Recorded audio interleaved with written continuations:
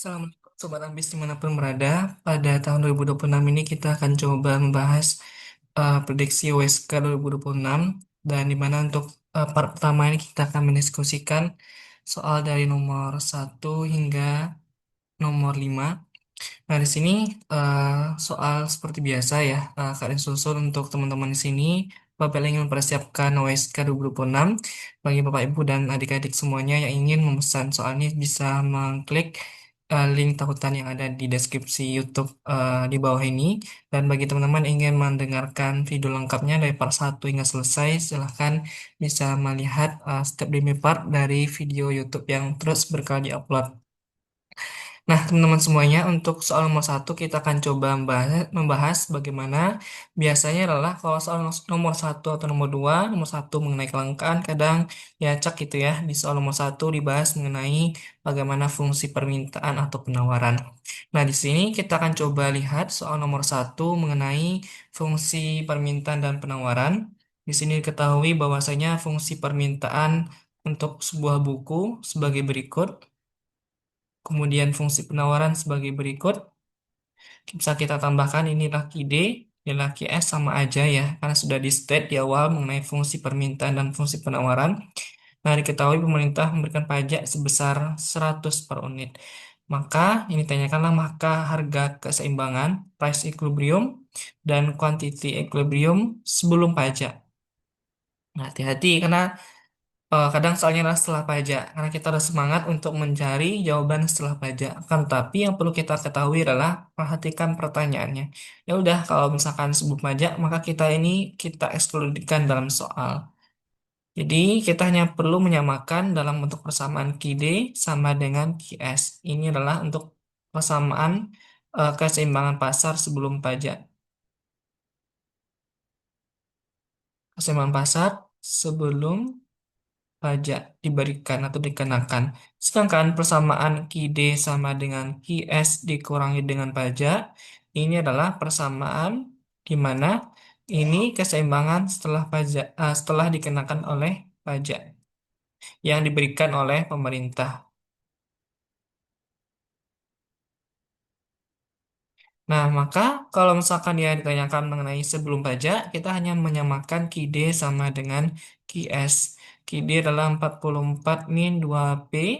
Di sini kita salin aja.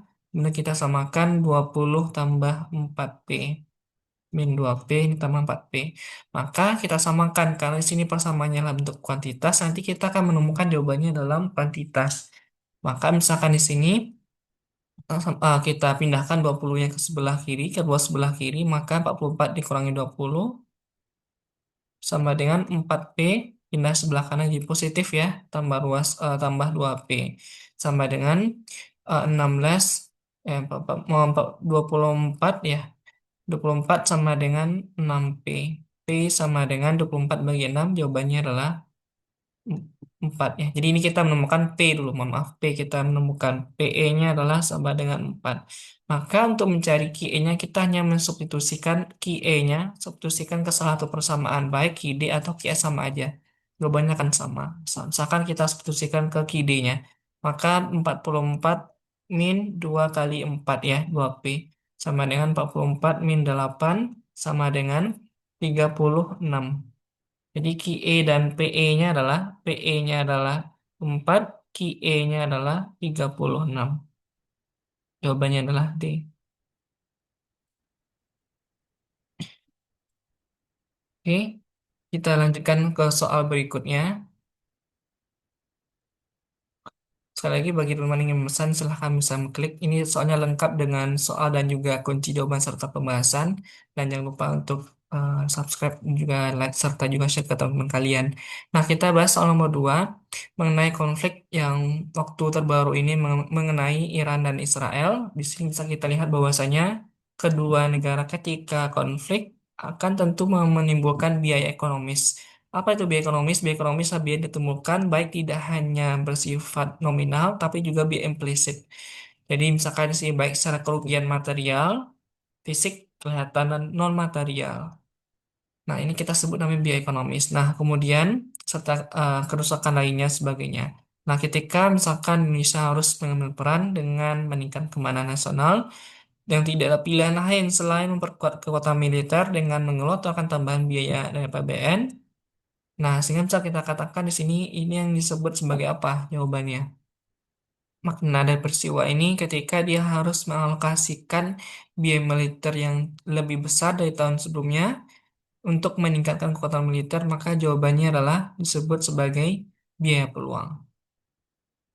Kenapa jawaban biaya peluang? Karena kita tahu di sini sebagai jawabannya adalah biaya peluang atau biaya opportunity cost, ya, biaya peluang ini intinya adalah terkait dengan kesempatan terbaik yang tidak dipilih. Ini biaya peluang itulah kalau misalkan kita fokuskan mengenai bagaimana dari segi choice pilihan yang ada itu kesempatan yang tidak dipilih itu yang menimbulkan kerugian yang paling besar. Artinya maka kita sebut namanya biaya pengorbanan atau kesempatan terbaik yang tidak dipilih atau tidak ambil jika kita harus memilih pilihan lain. Nah, dalam artian misalkan di sini ketika Indonesia harus menambah, jadi posisi Indonesia dia harus meningkatkan APBN, eh, menambah belanjanya untuk sektor militer. Maka mau nggak mau dia harus mengurangi sektor-sektor lainnya alokasi dana ataupun anggarannya. Misalkan di sini, ketika dia harus menambah biaya sektor pertahanan keamanan, maka mau nggak mau ada trade-off atau ada eh, pengorbanan yang harus dikorbankan, dialihkan dari sektor yang lain yang lebih strategis. Misalkan terkait dengan infrastruktur, kesehatan, atau sebagainya yang harus di mana ini pilihan kedua, ketiga, dan seterusnya. Mau tidak mau dia harus mengalokasikan lebih besar sektor militer. Maka inilah kita sebut namanya adalah mengenai opportunity cost.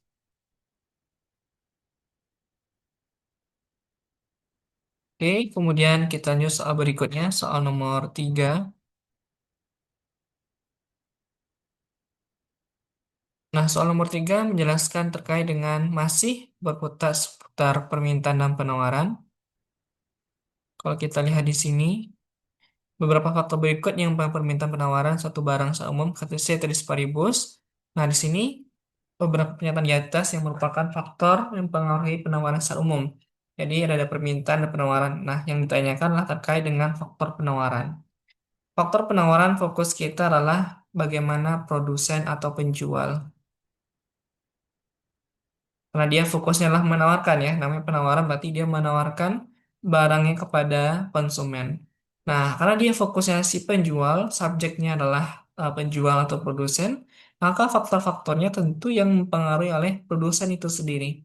Jadi kayak pendapatan konsumen salah, nilai permintaan, demand, kemudian teknologi, bagaimana teknologi produksi yang digunakan, tentu ini mempengaruhi produksinya. Selain konsumen adalah permintaan, biaya produksi tentu juga bagaimana produsen harus fokus mengenai biaya yang efisien, jumlah penduduk bukan, inilah demand, dan terakhir beban pajak dan subsidi yang dikenakan kepada penjual. Jawabannya 2, 4, dan 6, yaitu D.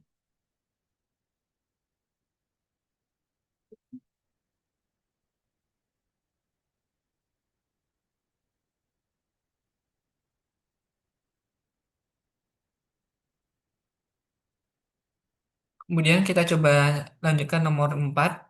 Nah, ini adalah soal yang menarik ya terkait dengan marginal rate of margin of substitution. Marginal of technical substitution, mohon maaf. Nah, di sini kita ketahui ada sebuah perusahaan yang memiliki fungsi bianggaran sebagai berikut dalam menjalankan usahanya sebagai berikut, di mana ini kita lihat fungsi isokos ya, teman-teman.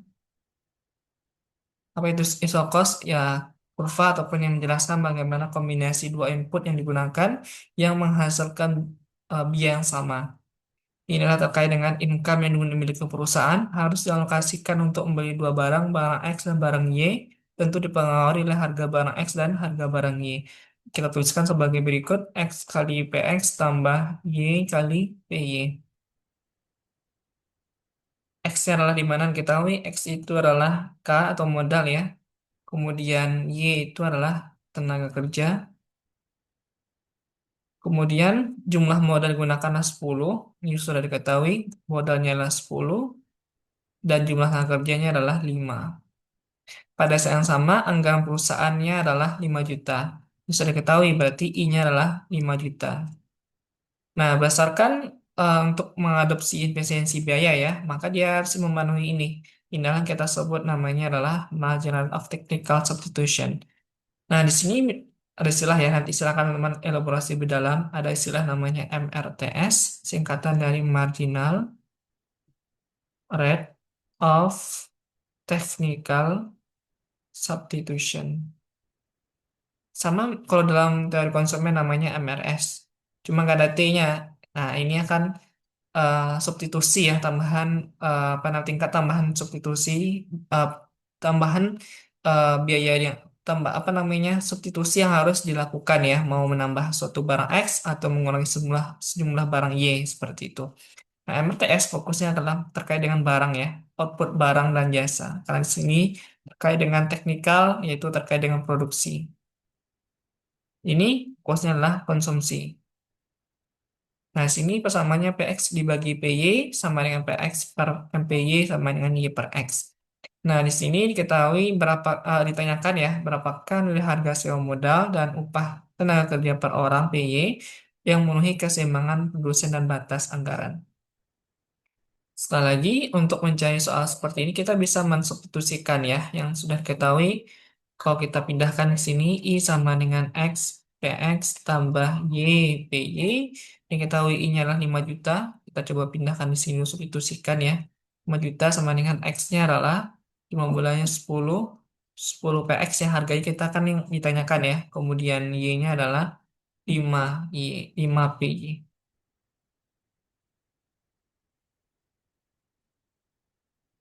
Nah, di sini sebenarnya bagaimana cara mencarinya PX dan PY? Tentu ini memang yang kita carikan. Ini kan sudah diketahui Y-nya adalah Y-nya adalah 5 ya, X-nya tadi 10.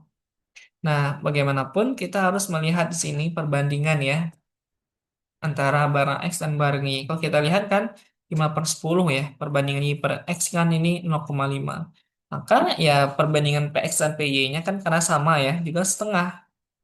Gitu kan ini Y per X ya, Y-nya 5 dibagi 10 0,5. Nah maka PX sampai Y juga pasti kalau kita bandingkan juga 0,5. Sejini misalkan kita lihat jawabannya, misalkan PX-nya adalah 400.000 dibagi dengan 200.000 ini kan 2. Kalau PX 150.000 dibagi 500.000 0,5. Ini kita keep dulu, salah. Ini bisa juga ya, ini juga bisa juga, ini salah. Ini salah. Pilihan kita B dengan C karena di sini perbandingannya setengah ya. PX dibagi PY. Jadi 250.000 dibagi 500.000 0,5 benar juga. 200.000 dibagi dengan 400.000 0,5. Maka mau nggak mau mana yang kira-kira ideal untuk bisa kita lihat di sini kombinasi yang diinginkan untuk memenuhi keseimbangan produsen. Kamu tidak mau kita coba mengalokasikan ke masing-masing misalkan kita mau tidak mau mensubstitusikan masing-masing pilihan jawabannya. Sebagai contoh, misalkan di sini 5 juta, coba kita masukkan PX-nya adalah 250.000, 250.000 kali 10 ini adalah 2,5 juta, tambah 500.000, 5 kali 5, 2,5.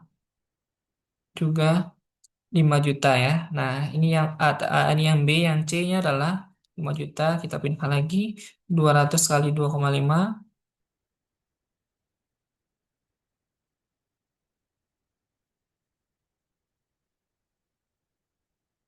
Bentar. 200.000 kali 2,5 itu adalah 2,5. Kalau kita coba cek ya di kalkulator.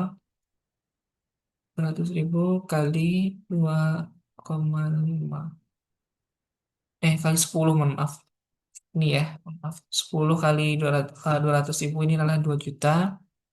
Kemudian kalau kita substitusikan 400.000 kali 5 ini juga apa namanya 2 juta. Sebentar, 400.000 kali 5 ya.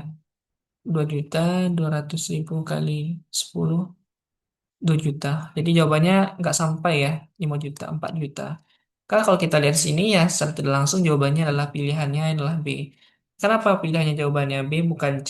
Karena bisa kita lihat di sini bahwasanya untuk melihat keseimbangan produsen, ya benar ya, jawabannya adalah B. Kenapa? Karena untuk mencari keseimbangan produsen, kita harus tahu fokus kita adalah kalau keseimbangan produsen artinya adalah seluruh biaya yang dikeluarkan itu habis untuk belanja semua inputnya.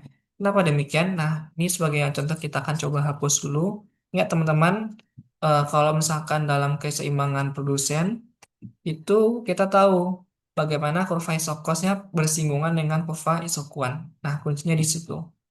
Ini adalah isokos belanja ya. Ini isokuan. Nah, artinya adalah di titik optimum ini dia akan peroleh namanya keseimbangan produsen. Atau kita sebut juga namanya adalah titik optimal. Dalam teori konsumen namanya keseimbangan konsumen atau titik optimal di mana seluruh budgetnya harus habis dikeluarkan untuk membeli kedua input. Kuncinya adalah bagaimana untuk meningkatkan keuntungan yang optimal atau hasil yang optimal, dia harus membelanjakan semua anggarannya untuk belanja baik barang X dan barang Y untuk meningkatkan optimum produksinya. Maka jawabannya adalah di sini jawabannya adalah B. Oke. Inilah soal mengenai cukup menentang ya, mengenai marginal of technical substitution dan ini kita hubungkan dengan bagaimana keseimbangan produsen. Soal terakhir, kita coba diskusikan mengenai apa namanya indifference curve ya ini dan budget line. Ini terkait dengan apa namanya kalau teori konsumen.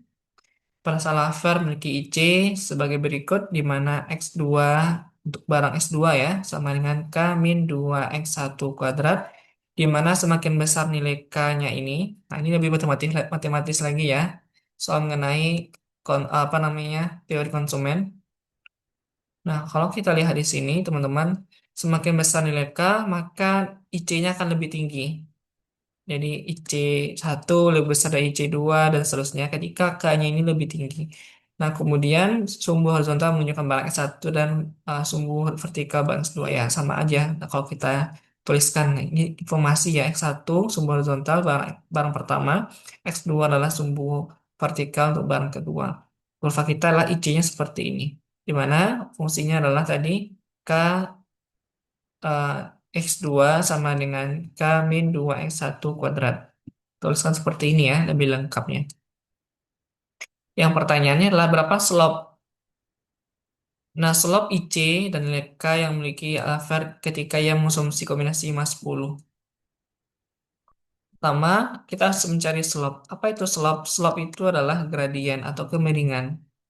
Maka di sini kita bisa mencari pakai turunan biasanya, turunan parsial. Atau kalau kita katakan bagaimana mencari, kalau misalnya teman-teman udah belajar mengenai turunan atau integral ya, ini dipakai tidak hanya untuk slope covariance curve, tapi juga mencari bagaimana nilai elastisitas ya dari turunan fungsi permintaan, kemudian mencari apa namanya turunan marginal revenue dan marginal cost untuk mencari laba optimal sebagainya. Nah, kalau misalkan kita lihat di sini X2 sama dengan K min 2X1 kuadrat. Nah, di sini pertama kita harus tahu dulu mencari slope. Nah, di sini langsung aja ya. Kalau kita lihat mencari slope itu pertama kita cari dulu turunan parsial dari ini. Jadi kalau kita lihat ya, kenapa samanya X2, maka kita carikan langsung turunannya D X2 per D X1. Maka kalau misalkan kita lihat di sini turunannya adalah apa namanya barang kedua terhadap barang satu ya karena k-nya konstanta ya udah kita tuliskan jadinya dua ini kan min 2 kuadrat kan pangkat dua ya. Duanya dikalikan min 2 min 4 X1 karena setiap turunan pertama itu pangkatnya kita kurangi dengan satu. Jadi min 2X1 kuadrat jadinya lah min 4 X1. Tapi kalau kalian belum paham turunan, silahkan dipelajari turunan ya di matematika. Ini pelajaran dasar untuk teman-teman mengawali untuk di mata pelajaran ekonomi ini. Nah, kemudian kita sudah dapatkan bagaimana turunan parsialnya min 4x1. Nah, karena di sini sudah diketahui di soal, kalau di soal di sini diketahui apa namanya? jumlah barangnya ya, 5 dan 10. Oke, sebentar.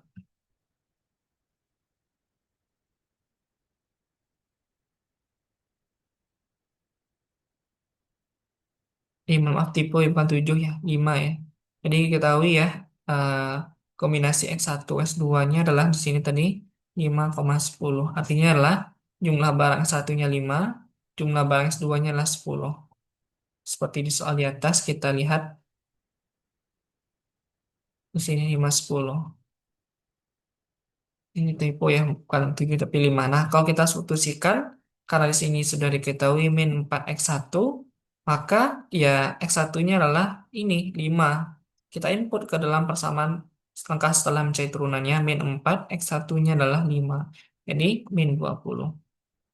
Nah, berikutnya, kalau kita lihat mencari apa namanya verifikasi untuk mencari nilai K, ya udah kita samakan dengan cara tadi persamaan umum X2 sama dengan tadi K min 2 X1 kuadrat.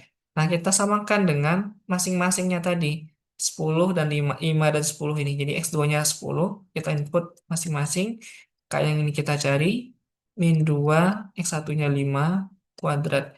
Jadi 10 sama dengan K min 5 kuadrat 25 ya. 5 kali 5 25 kali 2 min 50. Jadi K-nya adalah 10 tambah 50 yaitu 60. Jadi kita dapatin nih K-nya adalah konstantanya adalah nilainya 60. Kemudian berikutnya ini kan ditanyakan adalah berapa slope-nya. Kalau slope-nya tadi udah tahu ya.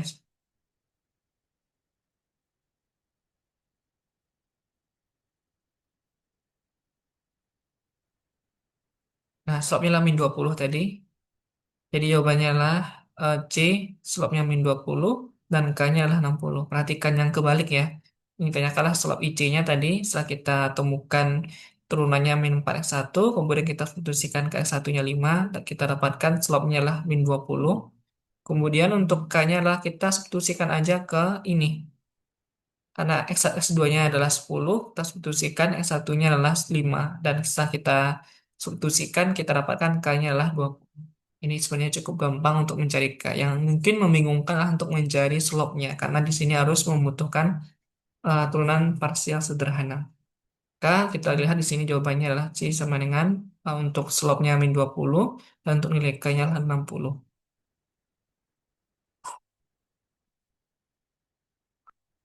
Baik, teman-teman semuanya, sepertinya sudah cukup dan kita akan lanjutkan ke part berikutnya. Part kedua yang akan bahas soal nomor 6 sampai 10 demikian. Semoga bermanfaat untuk teman-teman semua. Demikian, Assalamualaikum warahmatullahi wabarakatuh.